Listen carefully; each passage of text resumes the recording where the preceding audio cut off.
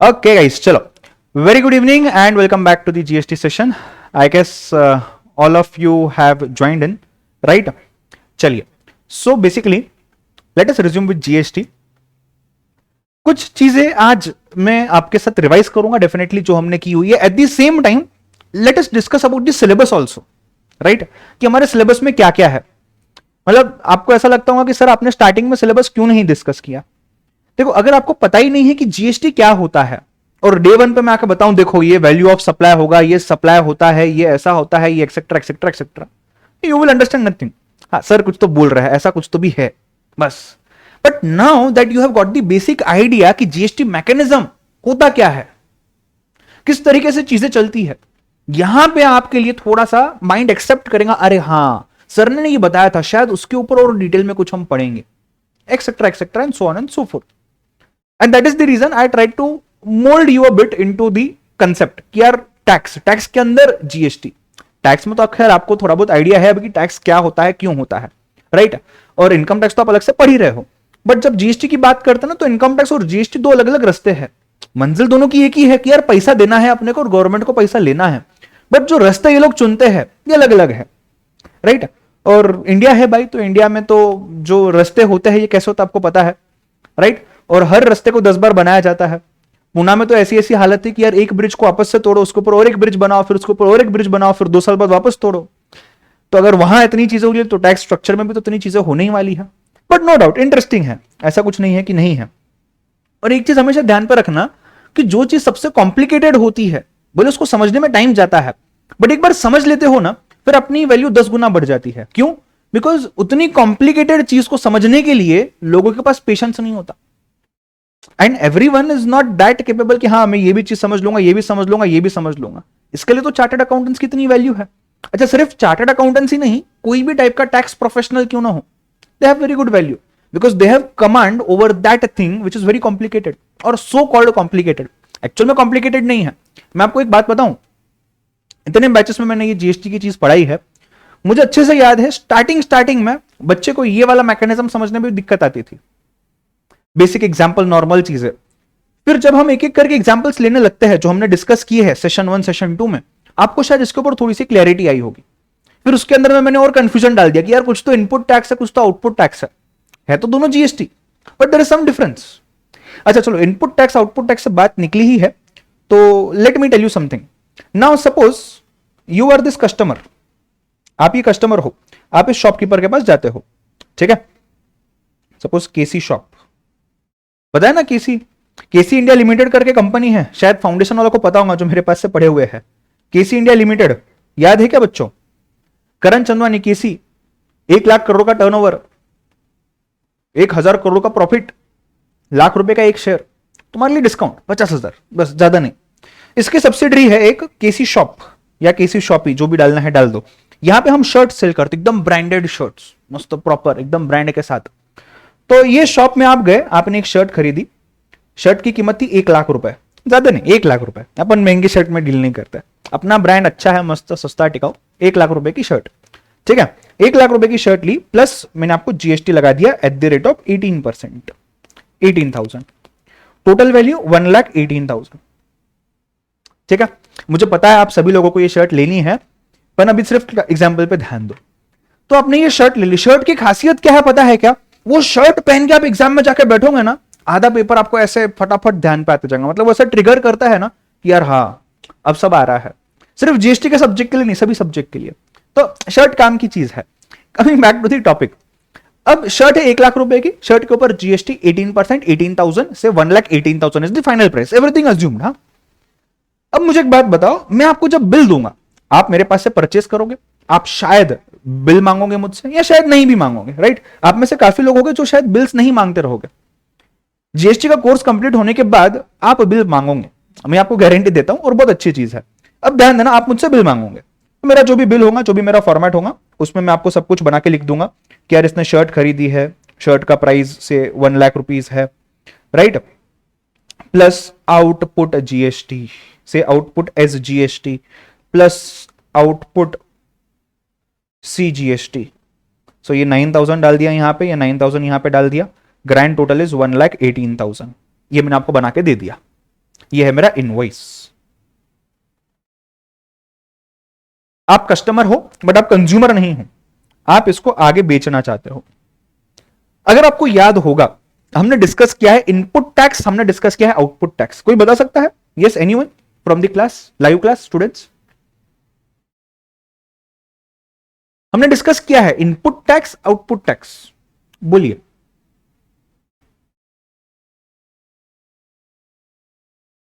अरे कोई नहीं, आरजू बताओ। इनपुट टैक्स, आउटपुट टैक्स, ये देखो, ये एग्जाम्पल को देखो, याद आ जाएगा पूरा मैकेनिज्म। देखो हमने यहां बात की थी ना, input tax, output tax, input tax, output tax, याद आ रहा है कुछ? Mahak is saying sir what we pay on purchases is input and what is output? Output is what we are charging from the customer. याद करो, समझो चीज को, टैक्स तो एक ही है भाई, टैक्स एक ही है। ये मुझे बताओ, ये जो 18,000 का अमाउंट है जीएसटी, तो ये 18,000 ही है ना? यही 18,000 टोटल जीएसटी है, और ये किस एक इंसान के लिए इनपुट है और दूसरे इंसान के लिए ये आउटपुट है। समझ रहे हो बात को? हाँ या ना? एक इंसान के लिए इनपुट है, एक इंसान के लिए आउटपुट है। जो इंसान परचेस कर रहा है, यानी कि इनवर्ड कर रहा है, जो इंसान परचेस कर रहा है यानी कि इनवर्ड कर रहा है, उसके लिए वही जीएसटी का अमाउंट इनपुट टैक्स हो जाएगा। जो इंसान सेल कर रहा है उसके लिए वही चीज आउटवर्ड हो रही है। आउटवर्ड मतलब बाहर जाना, सेल करना, वहीं से आउटपुट वर्ड आया है, ये उसके लिए सेल हो रहा है। सो इस केस में अगर मैं बात करता हूं तो यहां पे केसी शॉप हो गया, केसी शॉप के लिए 18,000 क्या हो गया? आउटपुट जीएसटी हो गया, राइट? आपने परचेस किया, समझो अपन आरजू का नाम लेता है फॉर एग्जांपल, आरजू ने परचेस किया, इसके परचेस करने पे ये हो गया इनपुट, इनपुट जीएसटी। मुझे बताओ क्या ये 18,000 और क्या ये 18,000 बोथ 18,000 के फिगर्स क्या ये सेम है? क्या ये जीएसटी है? यस और नो? बताओ, क्या ये सेम अमाउंट है? जो इनपुट आरजू के लिए है और जो आउटपुट मेरे लिए है, क्या ये 18,000 सेम 18,000 है, या मेरे आउटपुट के 18,000 अलग है, इसके इनपुट के 18,000 अलग है? सेम है या डिफरेंट है? कमेंट करो, बताओ। यस, लाइव बैच वालों, सेम है या अलग अलग है? या सर नहीं समझ रहा कुछ भी, सर मैकेनिज्म रिवाइज करवाओ पहले, बोलो सेम है या अलग अलग है, या नहीं समझ रहा है? आरजू से डिफरेंट, रजत से डिफरेंट, महक से सेम, बाकी लोग? अच्छा, कुछ नए चेहरे दिख रहे हैं। हाँ नंदिनी, आपने देखा इसके पहले के लेक्चर आपने कंप्लीट किए? अगर किए तो आप बता सकते हो। श्रेयस, सेम है, श्रुति से डिफरेंट है। मुझे लगता है ना आपको मैं मैकेनिज्म रिवाइज करवा दूं फिर से, मुझे काफी कम आंसर्स आ रहे हैं। और जो मैंने होमवर्क दिया था आपको, अहिला सर होमवर्क, अरे होमवर्क दिया था ना, 5 मिनट लगेंगे मैंने कहा था, फ्राइडे को भी सैटरडे को भी। तुमने ये चार्ट देखना है, मैंने आपको ये नोट्स दे भी दिए थे, याद है कि आपको? मैंने ग्रुप पे डाले हुए हैं ये नोट्स, ठीक है? एनी विच वेज ध्यान देना, पूरा मैकेनिज्म रिवाइज करवाता हूं फिर आप आंसर देंगे, ठीक है? ध्यान दीजिए। चलो, सो 3 ट्रांजेक्शन हो रहे हैं इसमें। जो नए स्टूडेंट्स हैं जिन्होंने पहले के लेक्चर नहीं देखे, प्लीज ध्यान देना, सब समझने आ जाएगा। 3 ट्रांजेक्शन हो रहे हैं। एंड ट्रांजेक्शन क्या हो रहा है? जो कंज्यूमर है, मेरे जैसा आपके जैसा, जिसको शर्ट परचेस करनी है और पहननी है, यूज करनी है, वो एंड कंज्यूमर, एंड कस्टमर है। वो किसके पास से लेगा? दुकान के पास से जाकर लेगा, दुकानदार के पास से, रिटेलर के पास से, शॉपकीपर के पास से। शॉपकीपर खुद तो नहीं बना रहा है, किसी ने तो बनाया होगा, तो जिसने बनाया है टेलर, टेलर के पास से जाके शॉपकीपर ने अपने पास परचेस करके लेके आ गया शर्ट को। टेलर जब उसको बनाएगा, शर्ट मैन्युफैक्चर करेगा, शर्ट बनाएगा, शर्ट को स्टिच करेगा, उस टाइम पे उसको कपड़ा लगेगा। कपड़े के साथ साथ उसको और भी चीजें लगेगी, बटन, मशीन, वर्कर्स, बहुत सारी चीजें लग सकती है। कुछ डेकोरेशन करना तो वो सब चीजें लगानी पड़ेंगी, तो खरीद के लाएगा। मेजर खर्चा जाएगा कपड़े पे। ये गया वीवर के पास, वीवर को बोला भाई कपड़ा दो, ठीक है? अब जैसे ही कपड़ा जब बेचेगा वीवर, तो वो बोलेगा 100 रुपए का कपड़ा है, 100 रुपीज का क्लॉथ है, ये लो 100 रुपए और कपड़ा दे दो। टेलर ने बोल दिया, वीवर ने बोला ठीक है 100 रुपए दे दो, बट इसके ऊपर जीएसटी लगेगा। गवर्नमेंट मेरे पीछे आएंगे पकड़ने के लिए कि यार जीएसटी नहीं कलेक्ट किया तूने, तेरे को रिस्पॉन्सिबिलिटी दी थी, तो जीएसटी लगेगा।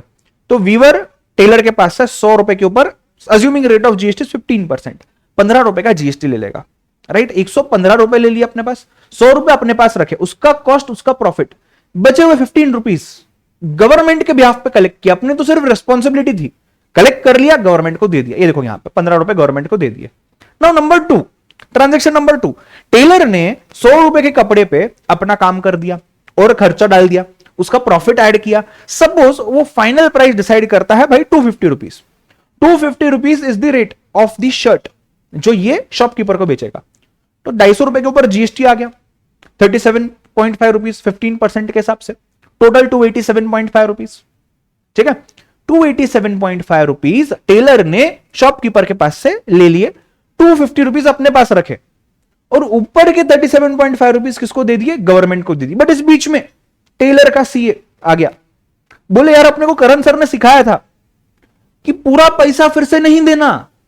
टेलर को बोला, टेलर भाई तुम कस्टमर थे पिछले केस में, तो तुमने जीएसटी तुम्हारे सप्लायर को दिया था यानी कि वीवर को, और वीवर ने वो पैसा गवर्नमेंट को दिया था। बट पैसा था किसका? पैसा तो टेलर भाई का ही था ना।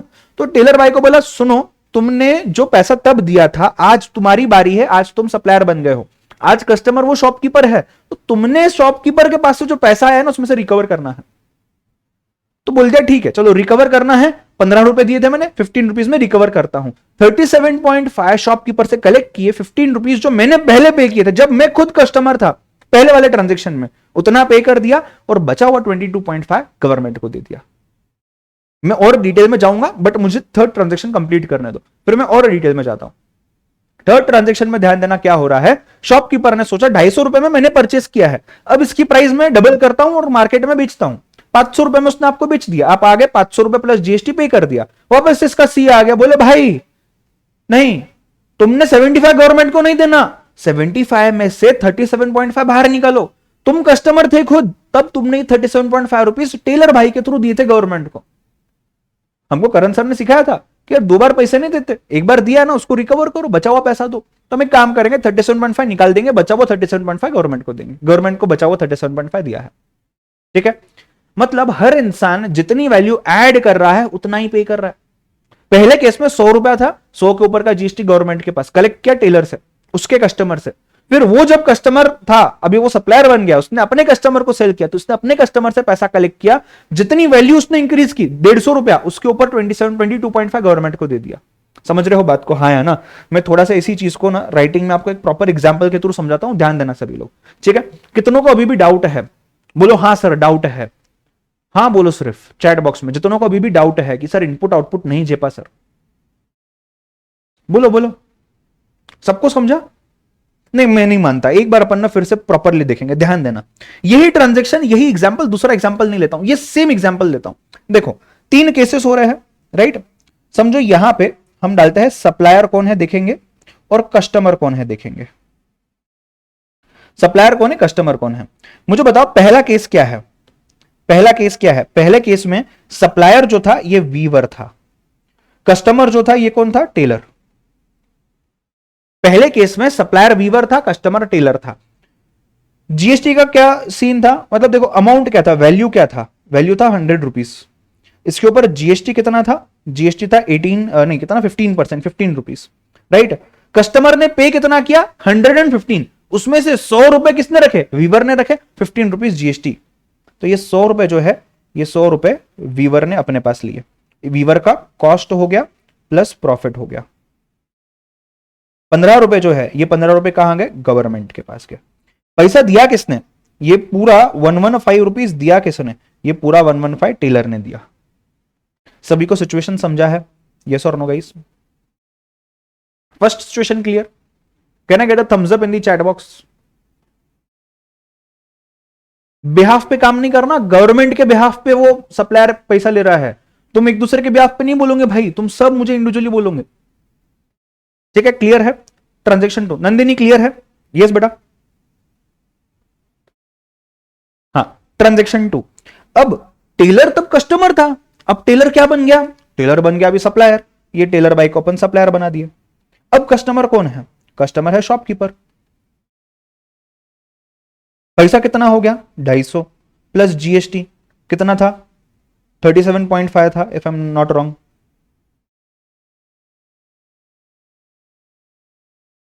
टोटल मिला के कितना हो गया? 287.5। किसने दिया? शॉपकीपर ने दिया। अच्छा, इसमें से ये 250 किसके पास गया? टेलर के पास गया। टेलर का कॉस्ट प्लस टेलर का प्रॉफिट।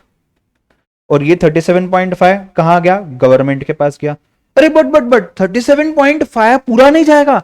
37.5 में से जो टेलर है ये जब खुद कस्टमर था, अभी तो टेलर सप्लायर बन गया ना, पहले ट्रांजेक्शन में टेलर कस्टमर था, टेलर ने वीवर को 15 रुपए दिए थे गवर्नमेंट को देने के लिए, तो गवर्नमेंट के पास टेलर के पॉकेट से जो 15 रुपए गए हैं ये गवर्नमेंट को मिल गए हैं, तो गवर्नमेंट के पास वापस से वो 15 रुपए नहीं जाने चाहिए, डबल नहीं जाना चाहिए, एक ही बार देना है, तो 15 रुपए हम माइनस करेंगे। तो इसमें से हमने 15 रुपीज माइनस कर दिया और बचा हुआ 22.5 गवर्नमेंट को दे दिया।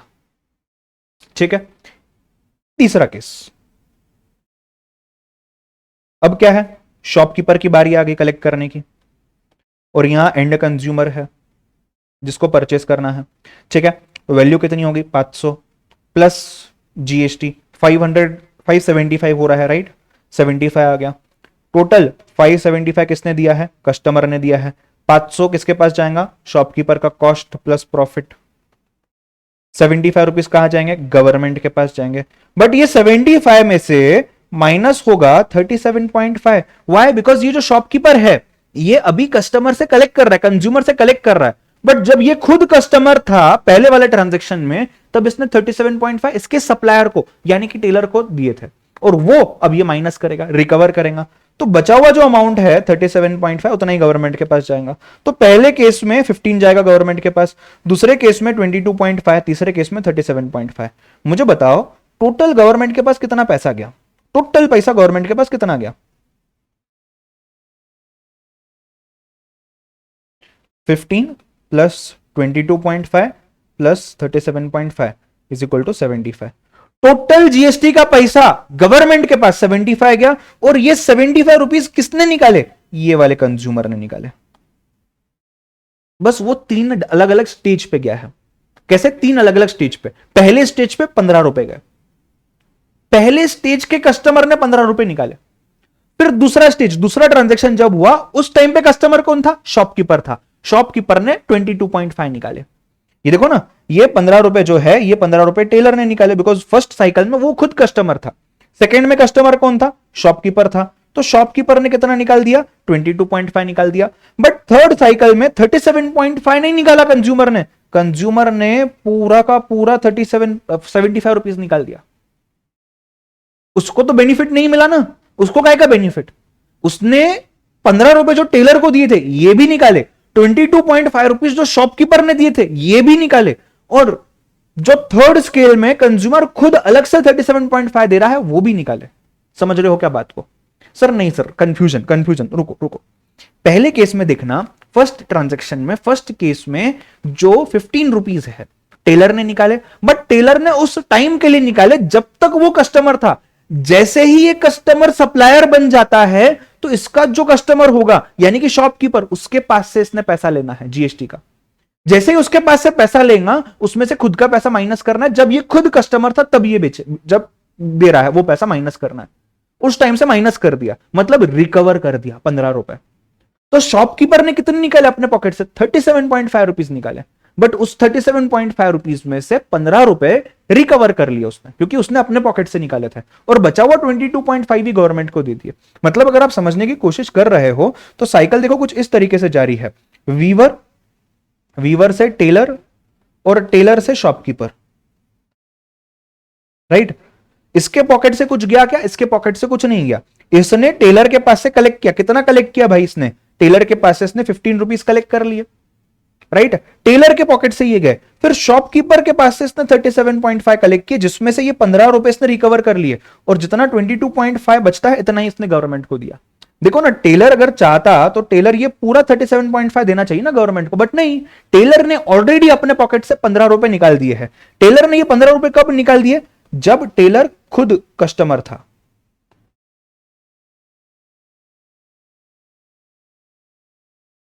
जब टेलर खुद कस्टमर था तब कस्टमर ने अपने पॉकेट से, यानी कि टेलर ने अपने पॉकेट से 15 रुपीज निकाले। अब जब टेलर सप्लायर बन गया है तो उसने उसके कस्टमर के पास से, यानी कि शॉपकीपर के पास से 37.5 रुपीज निकाले, और जब शॉपकीपर के पास से 37.5 रुपीज निकाले तो उसमें से अपना 15 रुपए जो है इसने रिकवर कर लिया। ये जो है टेलर अभी सप्लायर बन गया। मैं जानबूझ के हिंदी में लिखा रहा हूं ताकि एग्जाम के टाइम रिकलेक्ट हो। टेलर अभी सप्लायर बन गया, सो उसने अपने कस्टमर से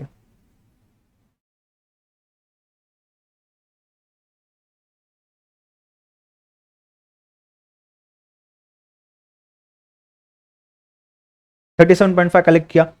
अब ये जो इसने खुद ने 15 रुपीज थे और यहां के 37.5 रुपीज है। अब इसने क्या कर लिया, इसने रिकवर कर लिया। क्या रिकवर कर लिया इसने? 15 rupees recovered.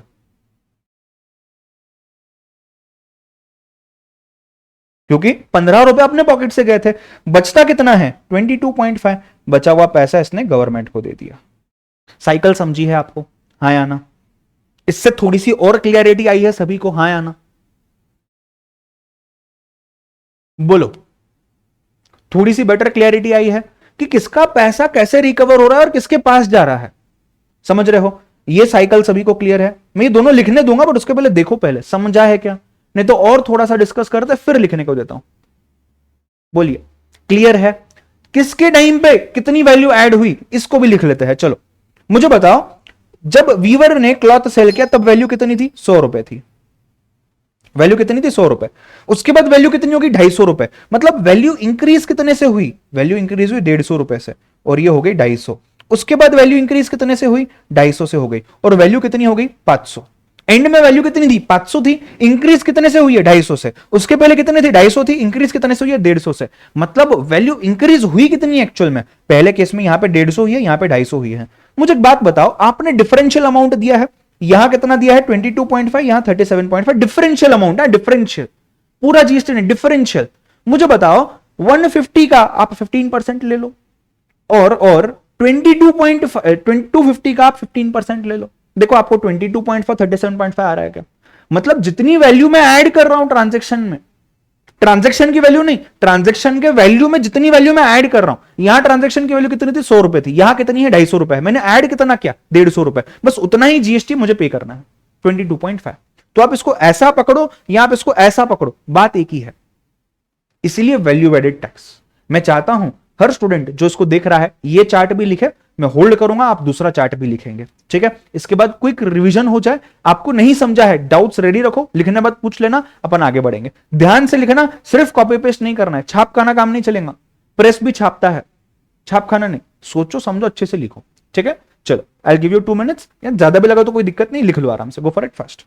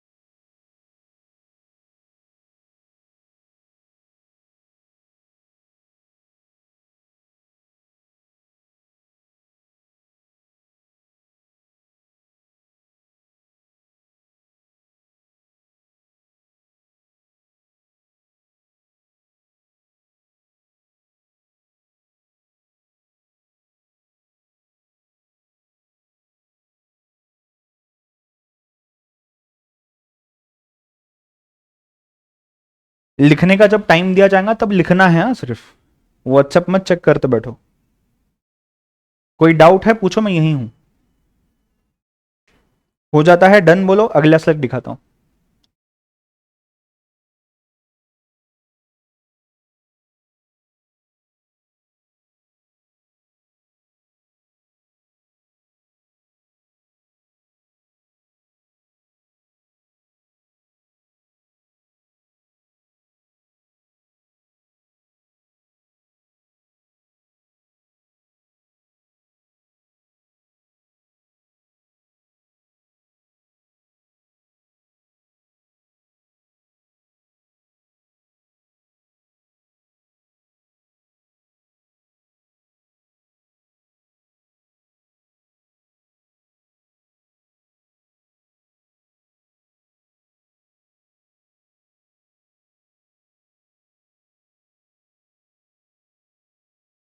Yes yes आर्चो, output input की डेफिनेशन की बात करेंगे, डोंट वरी।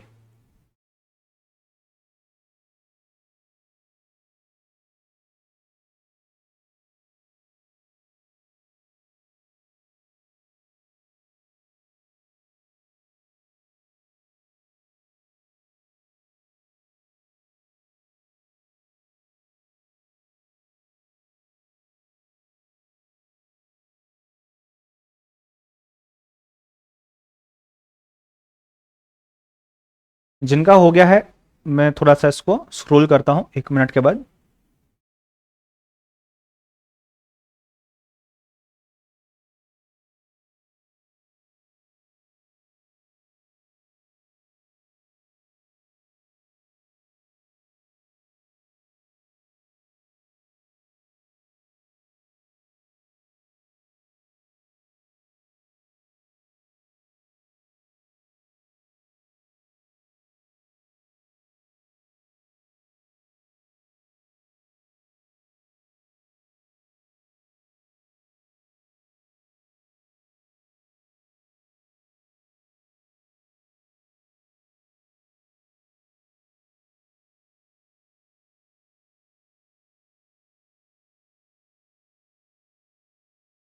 Guys done. ये चार्ट को आप जब भी देखोगे ना, आपको वैल्यू एडिशन वाला पॉइंट, कितना जीएसटी कब पे किया, कौन कब सप्लायर था, कौन कब कस्टमर हो गया, ये चीजें क्लियर हो जाएगी। राइट, मतलब धीरे धीरे ऐसा हो जाएगा कि यार जो मैकेनिज्म है ना, ये आपके माइंड में फ्रीज हो जाएगा, और उस मैकेनिज्म के आजू बाजू में सभी चैप्टर्स है, आजू बाजू में सभी चैप्टर्स है। You will find many people who will tell you that पहले ही मैकेनिज्म पे नहीं जाना है, पहले हमने छोटे छोटे करके डेवलपमेंट्स लाने हैं कि इनपुट क्या है, आउटपुट क्या है, ये क्या है, वो क्या है, और उसके बाद हम मैकेनिज्म पे आएंगे। यूजुअली ये होता है, बट मैं ऐसा बिलीव करता हूं कि एक बार पहले पूरा जो मेन फोकस है ना एक्ट का, उसको समझ लिया ना कि क्या हो रहा है, फिर आजू बाजू की चीजें बहुत इजीली समझ जाएगी। The more amount of clarity you have as far as the main object is concern, तो छोटी मोटी चीजें बहुत क्लियर हो जाती है। चलो मैं स्क्रॉल करता हूं, आगे का देख लो। आप आपके मदर टंग में लिख लेना, मतलब मुद्दा ये है कि आपको एग्जाम का टाइम याद होना चाहिए, ठीक है। So if it is English you are okay with it, write in English. If you wish to write in Hindi, मैंने हिंदी में लिखा हुआ है इसको, so that it becomes easy for you to remember in the exam.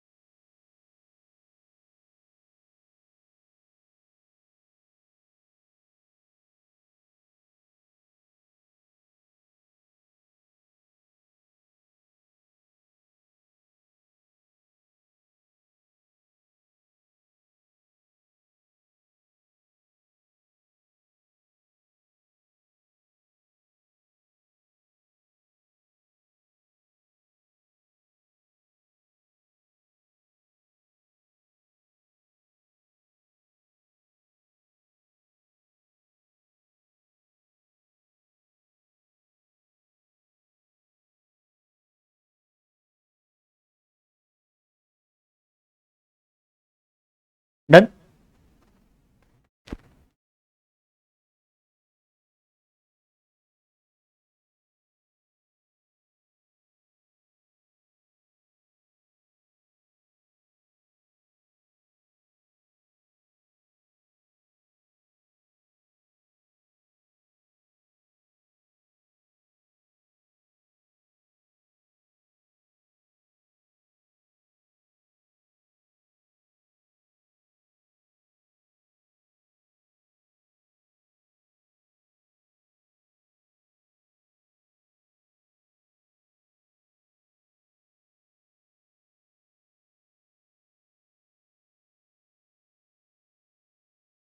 हिमानीश Jha, आपका नाम हिमानीश ही मतलब pronounce किया जाता है ना? बिकॉज शायद मैंने पहली बार वो देखा है, तो पहले तो मैंने हिमांश देखा, फिर मैंने देखा यार हाय मनीष लिखा हुआ है, फिर मैंने कहा नहीं यार ये हिमानीश है, बराबर ना? Himanish is right, right? Yes sir. Okay okay. अब मेरे लिए पहला बार नाम ऐसा सुना मैंने कोई। चलो डन, क्लियर है, कोई डाउट नहीं है यहां पे। शायद लेक्चर नंबर 1 लेक्चर नंबर 2 में जब हम डिस्कशन कर रहे थे मैकेनिज्म के ऊपर, तब आपको कुछ चीजें सिर्फ माइंड में थी और वो माइंड से चली गई। ये मुझे समझ गया आपके आज के रिप्लाई करने से, रिस्पॉन्स करने से, तो मैंने सोचा ये आज करना जरूरी है। ठीक है, यहां तक चीजें क्लियर है, हाँ या ना? अब सर ये सब तो ठीक है, सब ठीक है, अभी भी ना सर इनपुट और आउटपुट नहीं समझा सर, बराबर ना? अभी भी इनपुट आउटपुट नहीं समझा। ध्यान दो, समझो, हमने क्या सोचा है, क्या देखा है, क्या डिस्कस किया है। इनपुट यानी कि परचेस पे, आउटपुट यानी कि सेल्स पे। अब मुझे बताओ, ट्रांजैक्शन नंबर 1, सेलर कौन है? वीवर। परचेसर कौन है? टेलर। वीवर के लिए ये 15 रुपए आउटपुट है, परचेसर के लिए ये 15 रुपए इनपुट है। ठीक है, यहां तक तो क्लियर है, कंफ्यूजन अभी आएगा। Second transaction, tailor is the seller, shopkeeper is the purchaser. Tailor seller है, सेलर के लिए ये 37.5 रुपीज आउटपुट है, शॉपकीपर के लिए ये 37.5 रुपीज इनपुट है। Case number 3, transaction 3, shopkeeper seller है, सेलर के लिए 75 रुपीज आउटपुट है, कंज्यूमर के लिए 75 रुपीज इनपुट है। अब आगे देखो, हमने गवर्नमेंट को क्या पे करना है, हमने यहां ये 15 रुपीज गवर्नमेंट को पे किए, मतलब ये 15 रुपए पे कौन कर रहा है? वीवर कर रहा है, सेलर कर रहा है। सेलर परचेसर के पास से कलेक्ट करेगा और गवर्नमेंट को पे करेगा। पे करेगा कौन? सेलर पे करेगा। तो ये सेलर का आउटपुट था, जो आउटपुट सेलर ने गवर्नमेंट को पे किया। सेकेंड केस में देखो, टेलर ने आउटपुट लिया, कितना लिया आउटपुट? 37.5।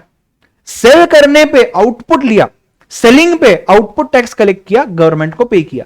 पे कितना किया? सिर्फ 22.5, बट कलेक्ट कितना किया? 37.5। मतलब पे करना कितना चाहिए था? 37.5, बट मेरे पास मेरा इनपुट अगर पड़ा हुआ है, यानी कि ये 15 रुपए, ये 15 रुपए मेरा इनपुट है ना। मैं यहां कस्टमर था, यहां पे मैं परचेसर था, परचेस पे मुझे इनपुट मिल गया, ये इनपुट का मैं बेनिफिट ले सकता हूं मेरे आउटपुट के अगेंस्ट। मेरा आउटपुट होना जरूरी है, जब तक मेरा आउटपुट नहीं रहता उसके अगेंस्ट में इनपुट नहीं ले सकता। फॉर एग्जाम्पल मुझे बताओ, एक बात बताओ, सपोज मिस्टर ए है, मिस्टर बी है, मिस्टर सी है। मिस्टर ए के पास 100 रुपए है, जिसमें से 50 रुपए जो है ये खुद के ए के है, 50 रुपए जो है सी के है। बी जो है, बी जाता है सी के पास कि यार मुझे मेरे 50 रुपए दे दे। समझ रहे हो? ए के पास 100 रुपीज है, 100 में से ए के पास खुद के 50 है और ए के पास सी के आए हुए पैसे 50 है। ठीक है, बी जो है, बी सी के पास जाता है, बी बोलता है मुझे मेरे 50 रुपए दे दे, तूने मेरे पास से लिए हुए थे। सी बोलता है एक काम कर, तू ना ए के पास जा, ए के पास मेरे 50 रुपए पड़े हैं, वो 50 रुपए तू ले ले। मुझे बताओ, क्या ए बी को 50 रुपीज दे सकता है ऑन बिहाफ ऑफ सी? हाँ या ना? दे सकता है क्या? यस और नो? ए के पास सी के 50 रुपए पड़े हैं ना, तो सी ने अगर बी को बोला कि भाई तू ए के पास जा, ए के पास मेरे 50 रुपए पड़े हैं, तो उसके पास से 50 रुपए ले ले, बात खत्म। तो इसने इसको 50 रुपए देना है और ये दे ही सकता है, बिकॉज सी ने ए को पैसे दिए हैं। अब मैं क्वेश्चन को थोड़ा सा चेंज करता हूं, ए के पास 100 रुपए आने चाहिए थे, 50 रुपए खुद के हैं, 50 रुपए सी ने देने चाहिए थे, अभी तक नहीं दिए हैं। सी ने सिर्फ प्रॉमिस किया कि I will pay you 50 rupees, but अभी तक दिए नहीं है, अभी तक दिए नहीं है। और सी बी को बोलता है कि यार ए के पास जा और 50 रुपए दे, 50 रुपए ले ले। ए को बोलता है तो उसको 50 रुपए दे दे। क्या ए 50 रुपए देगा अभी? हाँ या ना? ए 50 रुपए देगा अभी? आप अपने आप को रखो ना उस सिचुएशन में, क्या 50 रुपीज दोगे? नहीं, क्योंकि आपके पास आ ही नहीं है ना 50 रुपीज। जब तक आपके पास पैसा नहीं आता आप किसी को दे नहीं सकते। सी मुझे एक बात बताओ, मेरे पास ये मेरा फोन पड़ा है, यहां पे मेरा फोन पड़ा है, ये फोन मैं आपको सेल करना चाहता हूं। मैंने कहा श्रुति को कि श्रुति ये फोन मुझे सेल करना है, 1 लाख रुपए चाहिए, इस फोन की प्राइस है 1 लाख रुपए दो, फोन लेके जाओ। अगर श्रुति को प्राइस मंजूर रही तो क्या वो मेरे पास से परचेस कर सकती है? हाँ। मैं सेल कर सकता हूं? हाँ, क्योंकि फोन मेरा है, मेरा ओनरशिप है, मुझे पैसे मिल गए, मैंने फोन सेल कर दिया। अब मुझे एक बात बताओ, श्रुति मेरे पास आती है, श्रुति बोलती है आरजू के पास जो फोन है ना वही चाहिए मुझे, सर वही फोन चाहिए, तभी 1 लाख रुपए दूंगी, नहीं तो नहीं दूंगी। मैंने बोला ठीक है डन, 1 लाख रुपए लेके आ, आरजू का फोन लेके जा। भाई मैं ओनर हूं क्या उस फोन का? नहीं, it is only up to Arzoo to decide whether she wants to sell or no. Ownership Arzoo के पास है, जो चीज मेरे पास है ही नहीं वो चीज मैं दे कैसे सकता हूं? समझ रहे हो बात को? ए के पास अगर सी के 50 रुपए आए ही नहीं है तो सी के तरफ से ए बी को पैसा क्यों देगा? दे ही नहीं सकता। अब ये same situation input tax and output tax में है। मुझे बताओ, टेलर ने किसको पैसा दिया? वीवर को दिया। वीवर ने किसको पैसा दिया? गवर्नमेंट को दिया। ये तो सिर्फ एजेंट हो गया ना, ये तो सिर्फ एजेंट हो गया। एक्चुअल में पैसा किसके पॉकेट से जा रहा है? इसके पॉकेट से जा रहा है। एक्चुअल में पैसा ये दे रहा है, बस किसके थ्रू दे रहा है? एजेंट के थ्रू दे रहा है, वीवर के थ्रू। वीवर के थ्रू वो पैसा गवर्नमेंट को दे रहा है, ठीक है। तो टेलर ने गवर्नमेंट को कितने रुपए दे दिए? यहाँ पे 15 रुपए थे, if I am not wrong, right. 15 rupees tailor ने गवर्नमेंट को दिए, बट खुद नहीं दिए, अपने एजेंट के थ्रू दिए, जो उसका सप्लायर था, weaver, right. As good as agent ही हो गया ना वो। अब दूसरे केस में देखना क्या होता है। दूसरे केस में जब टेलर के थ्रू पैसा जाना है, अब टेलर एजेंट बन जाता है। टेलर के थ्रू जब पैसा गवर्नमेंट को जाना है, तो ये पैसा कौन देता है? ये पैसा शॉपकीपर देगा। शॉपकीपर कितना पैसा दे रहा है गवर्नमेंट को? 37.5 रुपीज। आया ना? अब गवर्नमेंट के पास टेलर के नाम पे 15 रुपए जमा है। ये जो 15 रुपीज है, इसके ऊपर टेलर का नाम लिखा है, क्योंकि टेलर के पॉकेट से आया है ना भाई। टेलर ने अपने पॉकेट से दिया है, किसके थ्रू दिया है वो मत सोचो। दिए तो टेलर ने ही ना, अपने पॉकेट में से दिए हुए हैं। टेलर ने 15 रुपीज गवर्नमेंट को दिए, गवर्नमेंट ने ये 15 रुपए को एक साइड में ड्रॉवर में रख दिया, उसके ऊपर टेलर नाम डाल दिया, यार ये टेलर ने मुझे पैसे दिए हैं। अब जब टेलर खुद एजेंट बन जाता है और गवर्नमेंट के पास जाता है कि भाई मैंने मेरे कस्टमर से 37.5 रुपीज लिए हैं और मैं ये तुम्हें देने आ रहा हूं, क्योंकि मेरी रिस्पॉन्सिबिलिटी है आप तक पैसा पहुंचाना। पर रुको, आपके पास मेरे 15 रुपए ऑलरेडी जमा है, ये 15 रुपए का मुझे आप बेनिफिट दे दो। ये 15 रुपए मैं यहां से माइनस करूंगा और सिर्फ बचे हुए 22.5 रुपीज जो है ये मैं गवर्नमेंट को पे करूंगा। समझ रहे हो बात को? मतलब मैंने जो सेल किया है, what ever I have sold, उसके ऊपर जो आउटपुट टैक्स मेरा है, ये आउटपुट टैक्स है। और ये जो 15 रुपीज है, ये मेरा इनपुट टैक्स है। मेरा इनपुट टैक्स मैंने ऑलरेडी गवर्नमेंट को दिया, गवर्नमेंट ने ऑलरेडी मेरे नाम पे रखा है उसको, बस गवर्नमेंट मुझे अभी उसका क्रेडिट दे रहा है। क्रेडिट मतलब मुझे बेनिफिट दे रहा है, मुझे यूज करने दे रहा है वो पैसा। इसके लिए इस इनपुट टैक्स को जो मैंने यूज किया, ये 15 रुपए मैंने यूज कर लिया ना, इस यूज किए हुए पैसे को हम बोलते हैं ITC, input tax credit. ITC, input tax credit. समझ रहे हो बात को? क्लैरिटी आई है थोड़ी सी? सर इनपुट क्या होता है, आउटपुट क्या होता है? टेक्निकल डेफिनेशन छोड़ो 2 मिनट के लिए, कंसेप्ट समझा है क्या? अगर हां तो थम्स अप दो चैट बॉक्स में। डाउट है अनम्यूट करो, पूछो। समझा है सभी को? मैं फिर से रिपीट कर रहा हूं, ध्यान देना। टेलर भाई साहब कस्टमर थे, वीवर उनका सप्लायर था। मैं यहां लिखता हूं कस्टमर सप्लायर, नहीं तो कंफ्यूजन हो जाएगा। पहले ट्रांजैक्शन में टेलर कस्टमर था, दूसरे ट्रांजैक्शन में टेलर सप्लायर था। पहले ट्रांजैक्शन में टेलर ने पैसा गवर्नमेंट को दिया, टेलर का ये इनपुट था, बट वीवर का ये आउटपुट था। तो 15 रुपए वीवर ने गवर्नमेंट के पास जमा किए, ये बता के कि मैंने टेलर के पास से लिए है, टेलर मेरा कस्टमर था, और वो 15 रुपए पे गवर्नमेंट ने नाम डाल दिया टेलर। ठीक है। अब जब टेलर खुद सप्लायर बन जाता है, खुद एजेंट बन जाता है, खुद उसके ऊपर जब रिस्पॉन्सिबिलिटी है कि उसके कस्टमर से पैसा कलेक्ट करना है, तो उसने कलेक्ट तो कर लिया आउटपुट 37.5, बट जब ये डिपॉजिट करने जाएगा गवर्नमेंट के पास, तो गवर्नमेंट इसे बोलता है तेरे नाम पे 15 रुपए ऑलरेडी जमा है, एक काम करते हैं उसको माइनस कर, उस इनपुट टैक्स का, ये इनपुट टैक्स था ना टेलर के लिए, उस इनपुट टैक्स का तू क्रेडिट ले ले, इनपुट टैक्स क्रेडिट ले ले, और बचा हुआ 22.5 सिर्फ जमा कर। बस उतना ही चाहिए, ज्यादा नहीं चाहिए। तो उसने 22.5 जमा कर लिए। अच्छा, आउटपुट कितना था यहां पे? आउटपुट 37.5 था, बट उसमें से मुझे क्रेडिट मिला मेरे पहले वाले इनपुट टैक्स का जो 15 रुपए था, और अभी नेट अमाउंट जो मैंने गवर्नमेंट को पे किया वो 22.5। आउटपुट 22.5 नहीं, आउटपुट 37.5 ही है। इनपुट टैक्स का क्रेडिट मिला है 15 रुपए, और बैलेंस 22.5 गवर्नमेंट को पे किया। That's it. Matter clear? Please note it down, note down करके रखो, रफ में ही काम आएगा आगे। बार बार समझने की, बार बार मुझे पूछने की जरूरत नहीं पड़ेगी। जब तक आप यूज टू हो जाते हो, जैसे हम थोड़ा आगे बढ़ेंगे ना, और हफ्ता 2 हफ्ता, things will be more clear. अभी तक क्लियर है? इनपुट क्या होता है, आउटपुट क्या होता है, क्रेडिट कैसे लिया जाता है? जब तक मेरे ना पास चीज होगी नहीं, देखो गवर्नमेंट के पास अगर 15 रुपए पहुंचे ही नहीं, मुझे एक बात बताओ, वीवर ने पहले ट्रांजैक्शन में, वीवर जो है, वीवर सप्लायर है, वीवर ने टेलर के पास से 15 रुपए ले लिए, बट गवर्नमेंट को नहीं दिए। अब मुझे बताओ, क्या गवर्नमेंट ये 15 रुपए यहां पे क्रेडिट देगा क्या? नहीं ना। गवर्नमेंट बोलेगा तू जो बोल रहा है 15 रुपए मेरे पास है, ये तो मुझे दिखाई नहीं दे रहे हैं। जब मेरे पास है ही नहीं तो मैं तुझे कैसे दूं? मैं तुझे नहीं दूंगा, तू पूरा 37.5 भर दे। हाँ, जब तेरा वीवर जमा करेगा ना मेरे पास, तब मैं तुझे वापस दे दूंगा। अभी नहीं, अभी तो मेरे पास आई नहीं है। तो जो चीज जिसके पास है नहीं, वो चीज वो कैसे दूसरे को दे सकता है? तो अगर गवर्नमेंट के पास आपके 15 रुपए पहुंचे ही नहीं है, तो आपको वो क्रेडिट कैसे देगा? अगर गवर्नमेंट के पास 15 रुपीज पहुंचते हैं, तो ही गवर्नमेंट आपको उसका क्रेडिट दे सकती है, अदरवाइज नो। ठीक है, प्लीज नोट डाउन। कोई डाउट है पूछ लो।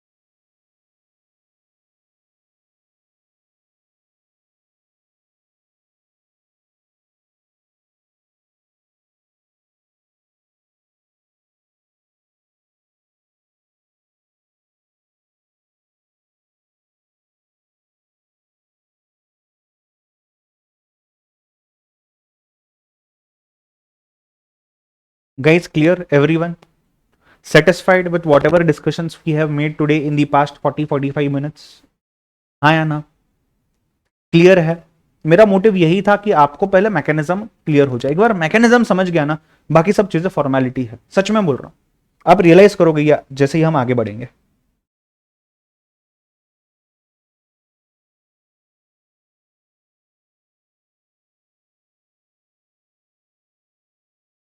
Yes, clear? अच्छा, do not write down anything, just pay attention for the next 5 minutes, right? हमने अभी आई गेस सेशन 1 हो चुका है, 2 हो चुका है, आज 3 भी हो चुका है। हमने बैकग्राउंड एंड इंट्रोडक्शन समझने की कोशिश की है सिर्फ, right? That is all we have done. No doubt everything is relating to this only in the examination, but actual technical syllabus जो बोलते हैं ना आपके एग्जाम पॉइंट ऑफ व्यू से, वो हमने स्टार्ट नहीं किया है। We have chapter number 1 introduction, जो भी हमने अभी तक देखा हुआ, बस इसी के साथ और कुछ चीजें हैं जो हमने देखना है। Number 2 is supply. I guess हमने सप्लाई को एज सच डिस्कस नहीं किया है डिटेल में, राइट? बट मैंने आपको जरूर यह बताया है कि जब जब मैन्युफैक्चर होता है तब तक एक्साइज ड्यूटी लगता था, इफ यू रिमेंबर। जब जब सेल होता है तब तक वैट सीएसटी लगता था, जिसके जगह पे आज जीएसटी लगता है। मतलब कुछ तो होना चाहिए, कुछ होगा तो उसके बाद कुछ लगेगा। समझ रहे हो क्या? मतलब अगर मैन्युफैक्चर होगा तो एक्साइज लगेगा, जब तक मैन्युफैक्चर नहीं होगा तब तक एक्साइज नहीं लगेगा। This is what we have discussed. जब तक सेल होगा नहीं तब तक जीएसटी लगेगा नहीं। तो क्या चीज होनी चाहिए? What is the triggering point? What is the triggering point? जब तक वो ट्रिगरिंग पॉइंट नहीं होगा ना, तब तक आगे की सब चीजें यूजलेस है। तो जब तक सप्लाई नहीं होगा तब तक जीएसटी नहीं लगेगा। सब कुछ जीएसटी में सप्लाई के ऊपर डिपेंडेंट है। सप्लाई एक ऐसा इवेंट है, उसके होने से जीएसटी लगता है। सप्लाई नहीं होगा जीएसटी नहीं लगेगा, यहां मैन्युफैक्चर नहीं होगा एक्साइज नहीं लगेगा, सेल नहीं होगा जीएसटी नहीं लगेगा। जैसा ये है ना, वैसा ही जब तक सप्लाई नहीं होता तब तक जीएसटी नहीं लगेगा। तो मैन्युफैक्चर, सर्विस प्रोवाइड करना, सेल करना, ये सभी चीजें, everything is covered under supply. तो ये सप्लाई जो है ना, इसकी डेफिनेशन क्या है, सप्लाई के अंदर क्या क्या चीजें आती है, ये हम आगे समझेंगे अगले चैप्टर में। जैसे ही ये समझने आ जाता है, उसके बाद we still have many more things. Supply तो ठीक है, सप्लाई के बाद there is something called as charge. Charge under GST, मतलब रिस्पॉन्सिबिलिटी किसकी है? जो आके गवर्नमेंट को पैसा देगा, किसकी तो रिस्पॉन्सिबिलिटी होनी चाहिए ना। जैसे हमारे केस में हमने देखा है कि भाई रिस्पॉन्सिबिलिटी किसकी है, यहां पे रिस्पॉन्सिबिलिटी सप्लायर की है। सप्लायर गवर्नमेंट के पास जाके पैसा देगा, ठीक है? हमारी कस्टमर की रिस्पॉन्सिबिलिटी नहीं है, हमारी रिस्पॉन्सिबिलिटी है हमने हमारे सप्लायर तक देना, उसकी रिस्पॉन्सिबिलिटी उसने गवर्नमेंट तक देना। तो ये चार्ज के ऊपर बातें होगी। उसके बाद देयर आर सर्टन थिंग्स जहां पे जीएसटी लगता ही नहीं है, एग्जेम्पशंस फ्रॉम जीएसटी। मतलब ये वो जगह है जहां पे जीएसटी लगता ही नहीं है, लगना चाहिए बट गवर्नमेंट ने बोला नहीं लगेगा। तो ये कौन सी चीजें है, राइट? उसके बाद ये जो हमने सप्लाई देखा ना अभी, जहां मैंने थोड़ा सा आपको नॉलेज दिया कि सप्लाई क्या होता है, सप्लाई का टाइम क्या होता है, सप्लाई की प्लेस क्या होती है, ये सप्लाई का वैल्यू क्या होता है। समझ रहे हो बात को? हाँ या ना? ये तीनों चीजें हम देखेंगे, तीनों इंपॉर्टेंट है। वैल्यू ऑफ सप्लाई मतलब क्या? जो भी आप बेच रहे हो उसकी वैल्यू कितनी है, और ये जो भी वैल्यू होगी उसी के ऊपर जीएसटी कैलकुलेट किया जाएगा। तो जब तक वैल्यू ही नहीं होगी तो आप जीएसटी किसके ऊपर कैलकुलेट करोगे? तो वैल्यू कैसे निकालनी है वो एक चैप्टर है। अच्छा, ये सप्लाई हो कहां रहा है? इंडिया में हो रहा है, इंडिया से बाहर हो रहा है, कौन से स्टेट में हो रहा है, ये कैसे निकाला जाएगा, उसके लिए भी रूल्स है। अच्छा, टाइम ऑफ सप्लाई, कौन से टाइम पे हम बोलेंगे कि अभी सप्लाई हो चुका है, अभी सेल हो चुका है, अभी मैन्युफैक्चर हो चुका है, अभी टैक्स भरो, कौन सा टाइम, वो भी देखेंगे। हमने इनपुट टैक्स क्रेडिट की बात की, अभी जस्ट मैंने इनपुट टैक्स क्रेडिट बताया, इसके ऊपर भी रूल्स है, इसका भी चैप्टर है। अच्छा, रजिस्ट्रेशन, जीएसटी के अंदर रजिस्ट्रेशन कब करना चाहिए। अच्छा, जीएसटी के अंदर में इनवॉइस कैसे बनाना चाहिए, क्या इनवॉइस बनाने के भी कुछ रूल्स है, रिटर्न कैसे फाइल करना चाहिए, और टैक्स कैसे पे करना चाहिए, इसके भी कुछ रूल्स है। समझ रहे हो बेटा बात को? हाँ या ना? Right? Each and everything that I have just talked about, इसके ऊपर डिटेल्ड में चैप्टर्स है। अच्छा, इसके साथ साथ अगर मैं एक्ट की बात करूं, जैसे आपको इनकम टैक्स में इनकम टैक्स एक्ट 1961 है, वैसे ही यहां पे आपको CGST एक्ट करके है, आपको SGST एक्ट करके है, आपको IGST एक्ट करके है। ये तीनों एक्ट हमें पढ़ने हैं। जो भी टॉपिक्स मैंने आपको बताया ये डिवाइडेड है, कुछ CGST में है, कुछ SGST में है, कुछ IGST में है। हम सभी चीजों को डिस्कशन करने वाले हैं, ठीक है? आई होप आपको थोड़ी सी आइडिया आ गई होगी कि यार इतना भी बड़ा सिलेबस नहीं है, and it is quite exciting, don't worry about it. हम हर एक चीज को बारीकी से देखेंगे, हमारे पास 80 आवर्स का टाइम है, don't worry, each and everything we will see. In addition to that हम सभी चीजों के क्वेश्चन आंसर्स भी सॉल्व करेंगे, क्लास में डिस्कस करेंगे। मैं टेस्ट भी लूंगा तो उसके भी आंसर्स हम क्लास में डिस्कस करेंगे, do not worry about it guys, ठीक है। ये सभी चीजें होगी जो फाउंडेशन में मेरे पास से पढ़े हुए आपको पता है कि अपन किस तरीके से चीजें कंप्लीट करते हैं, so no worries about it, right. Any doubts till now, any doubts till now? मतलब आज हमने क्या किया, आज हमने इस प्रोसेस को जो समझा था उसको हमने फ्रीज कर लिया हमारे माइंड में और हमने उसके बेसिस पे कैलकुलेशंस बना के लिख लिए, number 1। Number 2, we have understood कि what we will be doing for the next approximately 70-75 hours. I hope things are fine, ठीक है। Yes, any doubts? नो तो बोलो यार, गरीब इंसान है, 1 घंटे से बात कर रहा है यार। हाँ ना तो बोलो कम से कम, ठीक है। क्लियर है? चलिए, will stop for now, will continue tomorrow, ठीक है। Bye bye, take care.